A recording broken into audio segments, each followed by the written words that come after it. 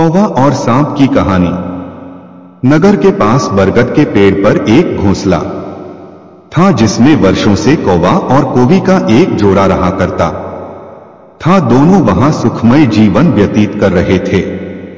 दिन भर भोजन की तलाश में वे बाहर रहते और शाम ढलने पर घोंसले में लौटकर आराम करते।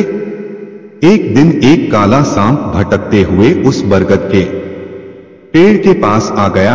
पेड़ के तने में एक बड़ा खोल देख वह वहीं निवास करने लगा। कौवा कौवी इस बात से अनजान थे। उनकी दिनचर्या यूं ही चलती रही।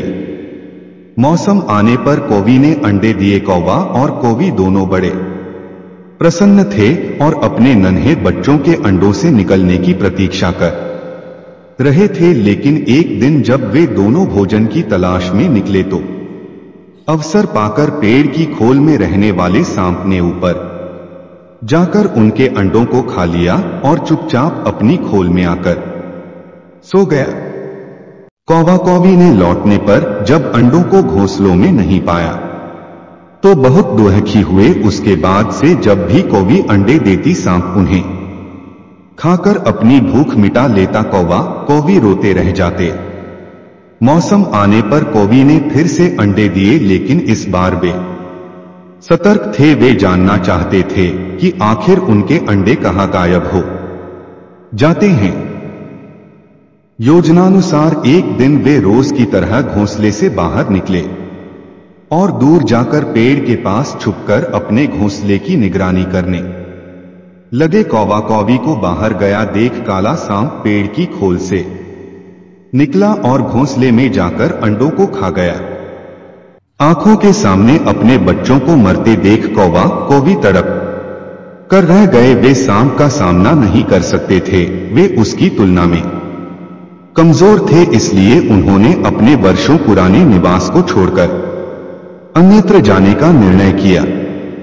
जाने के पूर्व वे अपने मित्र गीदड़ से अंतिम बार भेंट करने पहुंचे। गीदड़ को पूरा वृतांत सुनाकर जब वे विदा लेने लगे तो गीदड़ बोला, मित्रों, इन तरह भयभीत होकर अपना वर्षों पुराना निवास छोड़ना उचित नहीं है। समस्या सामने है तो उसका कोई न कोई हल अवश्य होगा। कौवा बोला, मित्र, हम कर भी क्या सकते हैं? उस दुष्ट सांप की शक्ति के सामने हम निरीह हैं। हम उसका मुकाबला नहीं कर सकते। अब कहीं और जाने के अलावा हमारे पास कोई चारा नहीं है। हम हर समय अपने बच्चों को मरते हुए नहीं देख सकते। गीदड़ कुछ सोचते हुए बोला, मित्रों, जहां शक्ति काम न आए वहां बुद्धि का प्रयोग करना चाहिए। यह कहकर उसने सांप से छुटकारा पाने की एक योजना कौवा कौवी को बताई।